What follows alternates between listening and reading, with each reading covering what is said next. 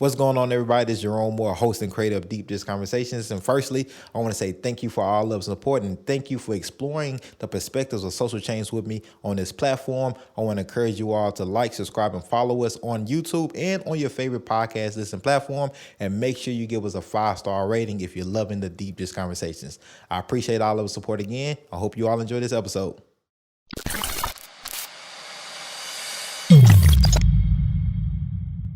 What's going on, everybody? This is your host, Jerome Moore of Deep Dish Conversations, and today we have I'm going to say a Nashville legend. Oh, God. That's scary. I'm gonna say a Nashville young legend, That's scary. We got Jamel Campbell-Gooch. Man, I can say COB, Gideon's Army, this Nashville native, North Nashville native. It's so many things, adjectives and things I can just incorporate into just who you are, man. I'm excited, man. I'm usually excited all the time when I do these, but I'm extra excited today. I'm extra turned today, man. How you doing? Man, I'm doing well, man. I ain't got nothing to complain about, man. Nashville's we're in a good spot, you know what I'm saying? I think we're in a place across this country where, like, black folks in particular are in unique positions to lead us up out of here and actually change the material conditions for our folks. So I'm excited, you know what I'm saying? Let's get right into it, man. What conditions are you talking about? So, I mean, if we talk about where we from, very specifically North Nashville, if you take a snapshot in any part of history, there's usually like adversity happening in North Nashville. I think the circumstances that we're feeling now all have to do with something that me and you grew up around, was dead ends. Right? My thoughts, or just like my experience in North Nashville, very specifically when I was growing up on Clay Street, is I realized like we had a shit ton of dead ends that didn't make no sense. On the other end of that dead end is the interstate. And so when the city decided to build that interstate right there, they displaced over 620 black homes, over 50 black businesses, over 25 rooming housings, and destroyed over 25 black churches. And so just for the listeners, what that interstate you're talking about stretches through, like, go over Jefferson Street, all of those, where the HBCUs are, all of that. So it's just, peculiar that they put the interstate right through, the thriving heart of the black culture in Nashville. Right, not even the heart of not even the heart of Nashville. I mean, not the heart of black Nashville. It's really the soul of the entire city. Everything that Nashville is known for can be directly tied to North Nashville, whether it's being known as the Music City, tied directly to the Jubilee Singers, singing around the world, the Is City, the Progressive City, tied to like the student activism, during the Civil Rights Movement, even Hot Chicken, tied directly to Prince's Hot Chicken. So we're not just talking about an area of North Nashville that is just like rooted in being black here. We're also talking about the thing that literal people that define the culture of the city. And so like those material conditions that we talked about very much so earlier is all directly tied to poverty. The way we've treated North Nashville has created a condition where poverty is rampant, and usually where you have poverty rampant, you have violence, you have all of these other social ills. But the beautiful thing about North Nashville is if we can fix it in North Nashville, we can fix it anywhere across Tennessee, just period. Man, it's crazy, man, that like in North Nashville, like specifically, you talk about a lot of these dead ends that you grew up around. Those who might not know, what are those dead ends that you're talking about? So I mean, I'm thinking about, excuse me if I'm wrong, I'm thinking about streets like Scoville, Underwood. It's just like, they're literally 23rd. Streets. So the reason why none of the avenues connect in Nashville is because there's an interstate through the middle of them. So we talk about traffic all the time being an issue, but no one ever really brings up the fact that the reason that we have a traffic problem is because the people who were in power making the city planning and building the city infrastructure were racist and anti-black. So they made a decision based on that social ill that they have. And what we're seeing at this point is we're seeing how a decision made in that type of evil and dogged and unrighteous ideology will lead to harming everyone in the city. Everyone has to deal with that traffic shit. And the reason is because they decided to drive an interstate directly through the heart of North Nashville. It's crazy, man, growing up in North Nashville and in Nashville, man, I never realized how white Nashville was. Because, we talking about a melting pot, but like we very so much segregated, right? For sure. And so until I got older, right, and so I'm like, damn, it's a a lot of white people. I don't see a lot of people look like me doing the work that we do or has the resources to continue the work that we do, right? Yeah. And so it's also amazing when you think about Nashville, you talking about the soul of just North Nashville, the Jubilee Singers, Fist, the Freedom Riders, the Citians, and all that, right? You talk about all these things, but like when you ask a lot of people about Nashville, when you talk about blackness, a lot of people talk about Memphis. For sure. Right? They, you know, when you talk about Nashville, it's like more of country music. For sure. It's, you know, rightfully so, you know, rock and roll, the CMA Awards, all these things. Yeah. And so when you bring up all that like historical facts, man, it's crazy how it just kind of gets set to the side. For sure. And even those things like country music, like that, like nobody ever really talks about D4 Bailey. You know what I'm saying? Right. Like, or when we talk about rock and roll, no one really talks about how like that was a staple for black musicians here. Right. Like, so anything that pretty much, what I've realized is like anything that pretty much Nashville is known for, once you start peeling back the layers over and over again, you're going to usually arrive at somebody black. Right. Or a black community trying to have self-determination for themselves. Right. Man, how was it for you growing up on Clay Street and in North Nashville? Just like, how was your adolescence, man? How was your childhood? So my childhood was pretty, I mean, and that's a convoluted question because the adults around me, the tribe, my family, my folks in North Nashville made sure like I had a very like stable foundation. Right. So a lot of the things that I realized were after the fact. Was when I started leaving North Nashville, when I started broadening my horizon. Things like I didn't know there was a such thing as a 24-hour grocery store. Right. Until I left North Nashville. Right. Because on my streets, everything closed at 8. Right. Kroger's, everything. Right. Walmart, Walgreens. It was a ghost town after 8 o'clock. Right. So I remember when I first got to TSU and I met a brother that was from Franklin. I went out there to visit his parents' house. I remember like seeing like the grocery stores being 24 hours and like, yo, is this normal? Type shit. And so like small things like that, like I didn't realize, like shit, like we used to have like police officers literally just like speeding up and down Clay Street all times of night. I remember at one point in time, my next door neighbors had a raid executed on their homes and I ain't know what was going on. Like I ain't know like what was happening, and I just know like, so even going back in time, my growing up in North Nashville was like very much so like family oriented, supported, nothing bad. It was all stable foundation. But we were able to navigate those social ills. The adults around me were able to navigate those social ills in a way where it would just seem like, all right, these are normal things. We're gonna be resilient when it comes to them. I remember realizing like, nah, this was specifically planned this way. Right. Like North Nashville is a dead end. If you look at it on the map, you can only get to Bordeaux one way. Across the highway. And you can only get out of it a couple of different ways. But it's only three ways out of North Nashville. So when a city is building like that, putting black folks on an island, then it's like the issues that I saw growing up, whether it was poverty, economic deprivation, low-funded schools that don't have enough books to go around, overcrowded classrooms, not enough housing, drugs, police everywhere.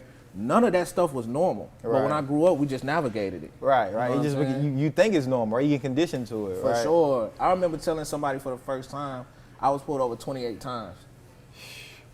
So I, like, early on, I started working at Foot Locker. That's where I got my first job. So I would have to go 65, get off at Metro Center, and like go them back ways. You know, you can either go Bordeaux or you can go down Clarksville Highway to get to Clay Street. And like at the time, the chief, I think it was Chief Surpass, had an initiative called Nashville Safe Streets, where they would flood areas with police officers with the idea of like deferring crime. And so they would defer areas they would run into areas between 9:30 and 3 a.m. Right in the pocket of when the mall closes. So when I'm driving through, I'm hitting like every single block, police officer, police officer, police officer, police officer. I was getting pulled over so many times that at one point, and I'm not getting tickets, like it's just checking my ID. At some point, they was just like, oh, we know him, he getting off from work. And just kept letting me go. But it's just like the idea that I'm getting pulled over so much. They having to run my license. I'm having just from going to work. So things like that I thought were normal. Right. Until I became a man and realized, like, nah, that was intentionally planned that way. Man, it's funny because you made me think about a story that, like, I think I had to be like, man, 2nd or 3rd grade. It might have been going like to Cumberland or something like that. Cumberland, damn, that's wild. You're right. Like, it was, man. I can't remember. Cumberland, remember. I can't remember what school. But I know I was young, and growing up, man, we took a field trip. You know, just black kids took a field trip to the police station, right? Yeah. Not, you know what I'm saying, not knowing what's going on. You know, because you're a kid, you can't really see a lot of what's going on. You think police, guns, fun, you know. Yeah. And man, don't you know, they took our fingerprints and everything, went through that, and when I think about it, right? When I think about it, like, it's crazy, but like in hindsight, as you said, you become a man, and you think about these things, like, damn, like, they was already locking me in. I'm thinking I'm having fun. I'm thinking that I'm getting an experience, but like it's an alternative kind of initiative, alternative thinking to what they doing, alternative planning to what they doing or trying to do, or just making sure like they keeping track of everybody, man. So it's wild how those type of experiences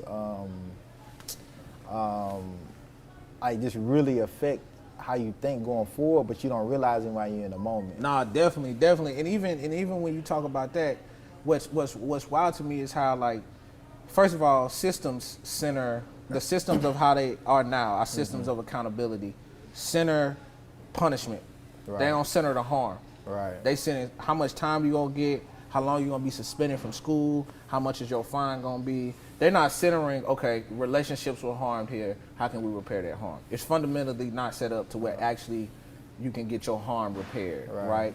And so when you think about it, even from that, like, we've socialized our children through in-school suspension, out-of-school suspension, expulsion, to experience accountability in a way that is harmful to them, right? So if you got a student that's been experiencing like in-school suspension or out-of-school suspension for years, right? When they get out, it's gonna be like, this is normal, I'm used to this. Right? Even if you talk about like what we experience on a daily, like, you can thoroughly equate that to accountability in school and discipline, like, right? And so when I'm trying to break down the school to prison pipeline for somebody, I literally ask them these questions, right? When you're driving, what do you get?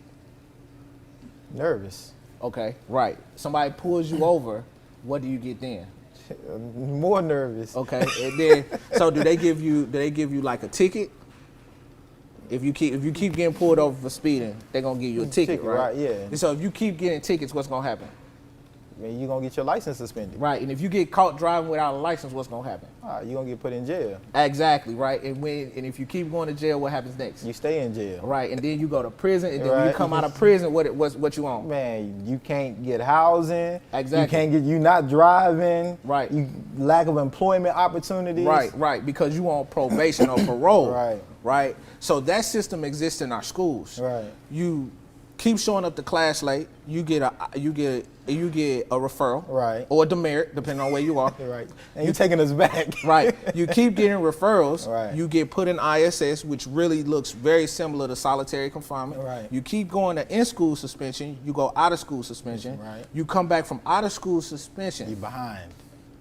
And my students will say, I'm on papers. Right. Which is ironically very similar to what somebody will say if they on parole. Exactly. So what we did is we've trained our students to experience these punitive forms of accountability and not get any of their needs taken care of. Like you said before, they're behind. Just like once you come out of prison, you behind. Right. Because you were frozen in time when you went in. Right. You know what I'm saying? But what I'm really hoping, and I think where we at in Nashville, and this is where my hopes come from, it feels like people are more understanding that system of punitive punishment when it comes to accountability is not the way you actually change people. Right. The way you change people is giving them an opportunity to restore by centering the harm. Right. Yeah. What's up, family? It's Jamel Campbell-Gooch, and check out Deep Depth Conversations with Jerome Moore. Also, this shit fire. Make sure you go out to Geno's East. Man, how you liking the pizza, man? Man, I love it, yo. I love it. I'm still excited about it. That shit fire. That's the only thing when you eating these pizzas, man. The dough is so good. It's like it's hard to try to have a conversation. No, for sure. And I'm not trying to drop this pizza like what you just said. Oh man, I dropped the whole. I was cutting it. See, I'm not trying to do that. I was trying to show off on the camera, and then mud just bloop. I was like, damn. But man, I'm curious, man. And I know there might be a lot of people, you know, that definitely know what you do, seen you. But like in my case, man, like I don't have any immediate family that was like directly involved in social justice work, activism. And so people always ask me a lot of times, like, how did you get involved? Like, what made you get involved into it? And sometimes it's hard to answer. It's like it just happened because I didn't have no inspiration. Like, be honest with you, it wasn't no inspiration. Like, I want to like kind of help my community outside of just having like I guess, internal social responsibility to do something for Black folks. Yeah, for sure. Just knowing our historical past. And what we've been through and what we still currently going through. So I'm gonna pose that same question to you, man. How did you get into just activism and you know, just social justice work in general, man? Where did that inspiration come from? So I'll answer that two different ways. So I'm definitely of the belief that like our pure existence as Black folks in a country that hates us is political. Right. And so like I thoroughly understand that and accepted that like very early on. What age? What age would you say? So my mom is like the first Black General Sessions secretary. Okay. So I was able to see like behind the curtain. Okay. Shout out to mama. Right, for sure. Pioneering. And like I even tell her, so she got that job in 88, I was born in 89. I even tell her like all that frustration that she felt, all that hostility towards the people around her, all that lack of control was just like pushed out into me. And so like being somebody who grew up down there, you know, I used to like, it used to be judges that would like babysit me while like behind closed doors in the courtrooms. So being somebody who's seen that and saw how just like the system just don't hold Black lives as precious. You know, really gave me an upbringing where I'm like, oh yeah, like we gotta figure this out. It's also something very interesting that I read not too long ago. I think it's by Cedric J. Robinson that put it like this. The book might have even been called like The Making of the Black Radical Tradition. And he posed it like, is Black folks proximity to whiteness that activates them? Because it's some of our folks that don't ever see how much is being stolen, right? Who don't ever get to see around that behind that curtain. They only working to survive. But it's the ones who actually see and get close that are like, oh yeah, y'all got everything here that we would need to solve a problem there. But y'all don't want to give it to us. So we need to organize to take it. And that's where I am with it, you know what I'm saying? And through all of that calling, I mean, also, like I said, I got pulled over 28 times. All of the majority of the men in my family was swept up in a RICO case at one point in time. So like all the legal troubles that my folks had. Also, you know, I had classmates that were gunned down. You know, I grew up in 37208, which is known to have the highest levels of incarceration. If you drill down even further than that, they have the highest levels of incarceration for people born in the 80s. So these are my friends, my neighbors, the people I went to kindergarten people with. our age. You see what I'm saying? Who were more, so in the zip code that we were in, we were more likely to go to prison than anywhere else. And if you mix that even with today, we were talking about this earlier, how like Nashville very specifically, in Davidson County, the livable wage makes $51,000. So you need to be able to make, you have to have a salary of 51 minimum in order to survive here. Right. But the average person in North Nashville individual makes $19K, and the average two-parent households make $21K. So in that gap is all the social ills that we see every single day. But what if I was to tell you there's programs out here that fix that gap, right? Where we talk about universal basic income, guaranteed basic income, direct cash transfers. Even when we talk about accountability, we talk about violence interruption. So there's programs out there that'll fix these things. But it almost feels like the knowledge about these things are being intentionally held back, so we can't solve the problem. Man, and you bring up an interesting thing. I'm personally a person that believes in community first over politics, right? And I think, in my very humble opinion, that you know we're operating in a system that we can't as Black folks, we can't expect or hope or have faith that it's gonna fix the issues that it's socially engineered for Black folks. Right? And so when you talk about some of those programs, and you know, I kind of want to pivot into what Gideon Army does specifically, Yeah, especially for with sure. with the violence interrupters. You all are doing it yourself. You saying Right. we're not waiting on nobody No. to combat our oppressions. We can't depend on no system. We can't depend on no this elected official. We can't depend on individuals to fix problems that we know that's here. We can't wait for bureaucracy to catch up and say, "Oh, you're right. Like we caused this. We're gonna fix it now." Right.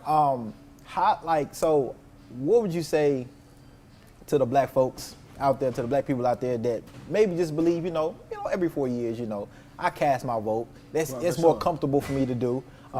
There's some accountability on that part, but I'm on the seat of that can't be it. We gotta do more. We have to do more. We can't just believe and put all of our energy every 4 years into that. No, I agree. And so what I would say back is just like, what are you voting for?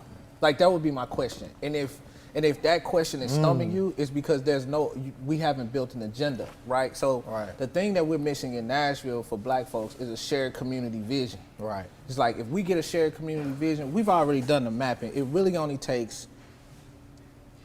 Okay, I'm finna get real heady. Let's go. Okay, let's get it. So first Take of all, notes, everybody. just Take like notes. very basic civic engagement shit, right? Nashville's local government is what we call a mayor dominant system. Right. So if you had a flow chart in front of you, it would say mayor, right? Of course it would say voters at the top, but we know that that's some other shit. Right. But it would say mayor at the top, and then every single branch, anything that has anything to do with our tax dollars is going to come directly from the mayor. Mayor can make a decision, and then it can change anything here, right? So we have a mayor dominant system.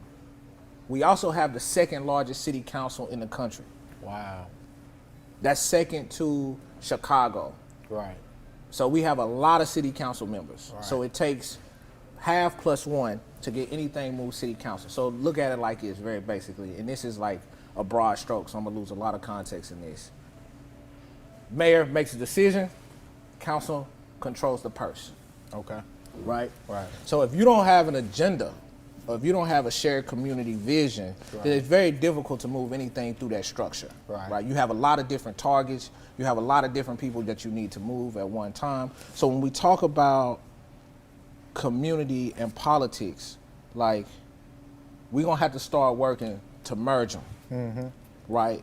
Because like I said before, our existence as a community is political already. Right. And if we want something new to actually disrupt the harm, the thing that we can agree on is all of these systems were built to maintain and control black bodies. Right. We can agree on that. Right. And so in order to change that, we're gonna have to build out something new and then hold them accountable to making sure our demands are met. That's why one thing that I'm really excited for next year is we've been holding these black autonomous spaces called the Black Nashville Assembly. Right.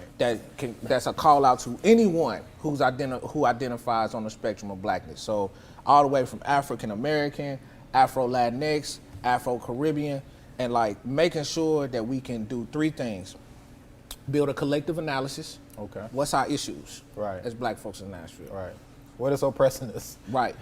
Build collective solutions. Okay. What do we want to do to solve these issues? Right. So if you identify poverty as one of those issues, we can talk about guaranteed basic income and how that's used globally. Right. And then three, what's the collective action? Right. All right.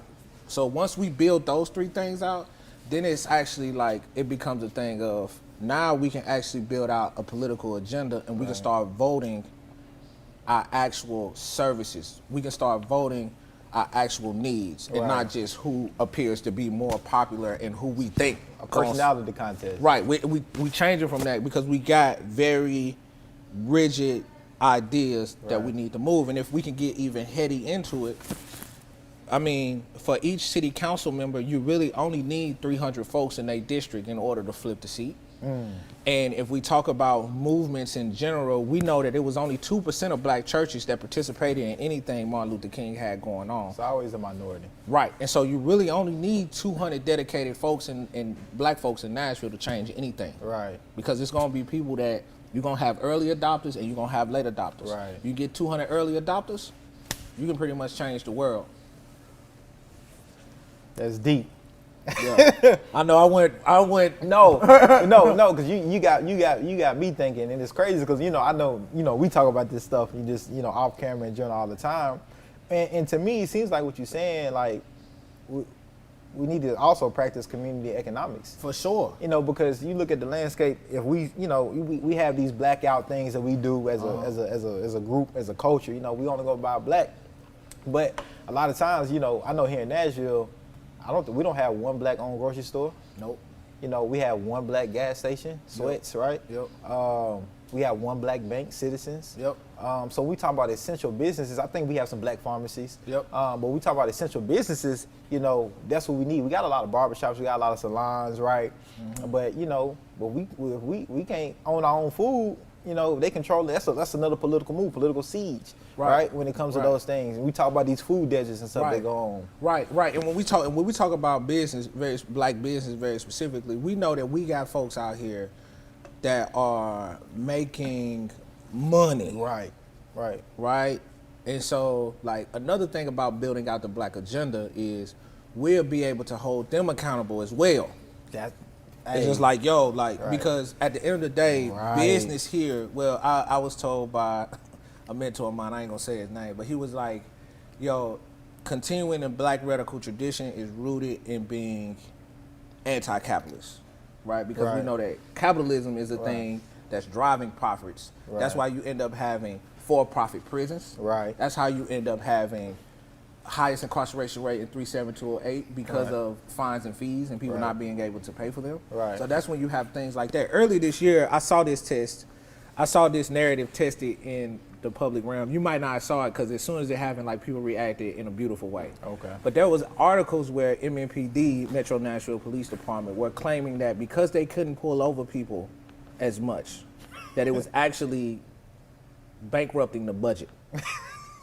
I'm like, oh, okay, y'all just admitted that y'all was pulling people over to make money. Right. And like everybody caught that. And so like you ain't see that a lot. But it's like things like that when we talk about even black businesses. Like it's like, okay, where your dollars going? Who your dollar supporting? And so, and my whole model and how I see it, and when it comes to black businesses, is the same thing that you're saying. It's like if we have our own black businesses, those black businesses will be held accountable to funding programs in communities that combat things that oppress black folks. Yeah, for sure. And that's housing, if that's education, is that's, you know, community policing. All of those things should be funded by those black businesses. For sure. And when we talk about very specifically what Gideon's Army does, whether it's violence interruption, in other words, street-based mediations. We've been trying to go into like rapid rehousing for young people that are struggling with poverty. We just started really diving into our street canvassing piece, where we have street canvassers and street mediators literally looking for conflict to de-escalate. Those are human rights. We just happen to be doing them because, like you said, we can't wait for the bureaucracy to happen. But we know that it's going to come to a point where when we start teaching folks, even from people that are outside of our community, having people arrested is not going to change your material environment. Having violence interruption, where you actually have a group of credible messengers that the community knows that are being called in to de-escalate conflicts, is actually going to make you safer. Once that knowledge becomes widely accepted, then we're going to start seeing systems change. Because people are going to be able to demand it. Because you already pay for it through your tax dollars. So we're already, when we're talking about using black business to fund programs, I think we're going to have to struggle with the fact that we're using them to fund programs so that we can show people from outside of our community how to actually solve problems that they've been hired by us to already solve. And so, speaking of people outside of the community, you know, you can be allies. What do you see their role being that's best suited for black folks moving forward? So for sure. So that's a difficult question. I was having this conversation with the homie the other day, and the homie was just like, you know what, like he was like, no, I rocks with some of y'all. He was like, no, I rocks with some of the white folks, especially the ones that's at Thanksgiving, disowning their racist grandfather, causing all kind of hell at the family dinner because they done caught some shit and they calling everybody out on it. It was like, I rocks with that. And so I have two roles, like you either gonna build or destroy. Right. And sometimes you got to destroy the build. Right. Right. And so I think some of the conversations that we need to have is we need to really talk about how we have harmed people at an epigenetic level. It's multi-generational. Right. And it's going to take twice as long to get out of it than Right. it did to get into it. Right. And so It's for gonna be a process. right, for allies, for co-conspirators, I know that there's going to be a need to jump into it head first Right. and take up way too much room. Right. And so those folks need to do self-work, right? Whiteness, white supremacy has corrupted everything. Right. And until everyone is willing to accept that it has corrupted everyone and it is constantly socializing everyone to behave in a way that is actually counter-conducive to black folks, then we ain't gonna ever move forward. Is that, you think that's a realistic conceptualization for white folks or for people to say, yeah, it's corrupting everything, so we need to fix it? Do you see that actually? Is that something realistic or just something like, you don't know, we would like to happen, but do you really feel in this country? Yeah. So I think the first step. So yeah, I think it's realistic. Okay. I think we got to come from a place of a visionary place. Right. And so I think very specifically in this country, we got to get a collective analysis. I think that's step one. Now that step one might take a very long time. Right. Because you got some people who have, if I run it down, if we talking about police accountability or police brutality in Nashville, you got some people that are moved by, yo, we figured out with the Driving While Black report that between 2011 and 2015, MNPD was pulling over twice as many black people in Davidson County than there were black people in Davidson County over the age of 16. Now, when I run it down like that, that's Right. gonna move some folks. Right. Because they have a relationship to it with data. Right. But when I tell you, like, yeah, I've been pulled over 28 times leaving work, Right. that's gonna move somebody else. It sounds like that's a reach, narrative. depending on who you telling that to. Right. So 28 we times. just gonna have to agree on what we all are experiencing. Right. Right. And then once we're able to do that, we're gonna have to be willing to let some of our people catch up. Right. Because we ain't gonna be able to wrap our arms around everybody. Right. Because in wrapping your arms around everybody, you're gonna crack that foundation. Right. Right. And so I think that is doable. Do I think people are willing to work as hard as do the hard work to get there? Not all the time. Because I think where we're at right now, it's really about immediate gratification. Right. What can I do right now? Right. Who can I solve right now? Right. What problem can I do right now? Right. Those solutions are in reach. But if we're Right. talking about repairing historical, multi-generational harm, that is going to start off as a crawl Right. first. Right. Yeah. Man, I hope y'all taking these notes as listening to this, 'cause this is deep. You know, like, and there's so many different ways to go, but you know, these are deep dish conversations for real. No, for sure. And I want the listeners, you know, and the people watching this to really take heed and take note of what Jamel is saying, because it is really heady. But if you take your time to slow it down, you can Yeah. catch everything. And Yeah. no matter what city you in, right? No, This for is sure. not just Nashville. But for those people that are in Nashville, Jamel, Yeah. how can they get involved? How can they be an ally? How can they get involved? How can they show support to Gideon's Army or any kind of just social justice movement that's going on to make this city specifically equitable for everybody? So I'll start off like saying like this is a movement, not a moment, and everyone's participation is required right now. Right. And so like what I would say first is we got to start off with the basics, right? Talk to your folks. Right. What's moving you? Right. What's your politics? Right. What makes you vote? What makes you write a check?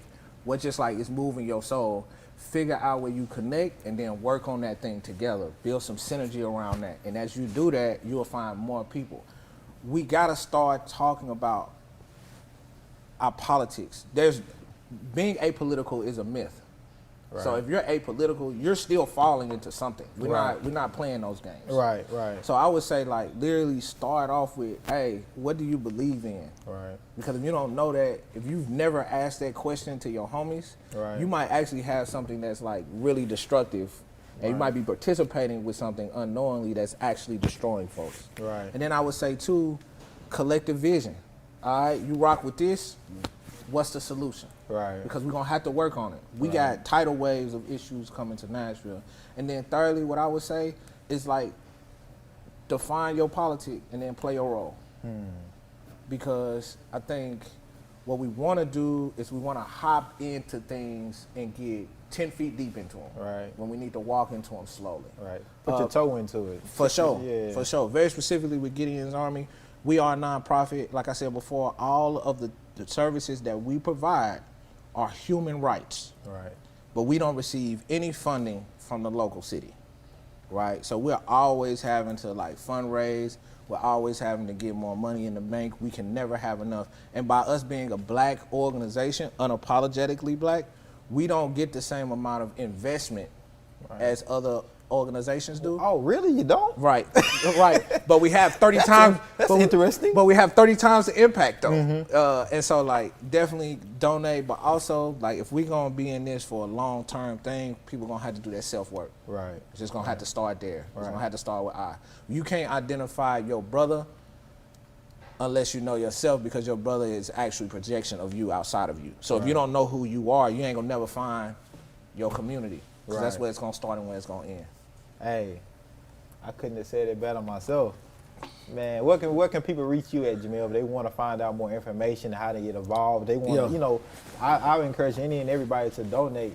You know, No, for sure. You need, you know, organized people and organized money. No, for right? sure. That's what we need to keep this movement moving. Because it's just not a moment like Jamel said. But where can people contact you directly? Yeah, man. So like, I'm Nashville Red on everything, no spaces. You can also email me at jgooch@onearmyunited.org. Those are all words. Like I said, you can visit gideonsarmyunited.org. You can also visit rebuildnorthnashville.com. We got a lot of programs coming. We got a lot of things that we're trying to work on, and we're really trying to push innovation in the city when it comes to solving problems. Our main goal is to disrupt the school to prison pipeline. What we're trying to do right now is we're trying to disrupt all systems of harm from the top to the bottom, right? And in order to do that, we're gonna need as much support as possible. But you can always hit me up in my DMs, Nashville Red on every single thing. Hit them up in the DMs. For sure. Jamel, man, I appreciate it, man. Hey, we're going to continue eating this It's pizza, fire. but, you know, we'll holler at y'all later. Thank everybody for watching. Make sure you subscribe, follow us on Instagram and all that, and make sure you share this video with all your friends, no matter what city you in, but especially Nashville. All right. Peace. Peace, y'all. Hey.